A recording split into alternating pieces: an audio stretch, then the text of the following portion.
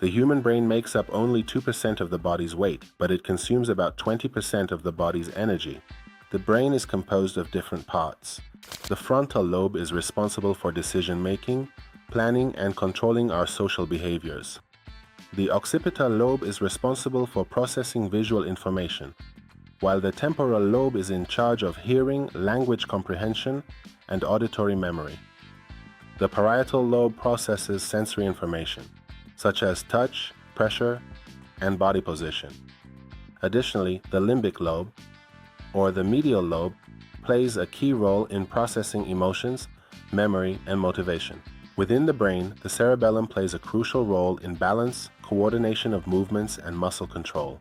The spinal cord establishes the connection between the brain and the body and is the main pathway for transmitting nerve signals.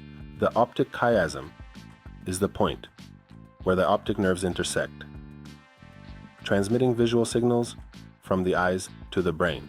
And the pituitary gland is a vital gland in the endocrine system that secretes hormones affecting growth, metabolism, and the function of other glands in the body.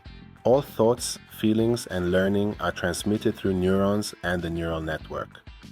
This vast network sends billions of signals every second. The brain communicates with the body through this neural network.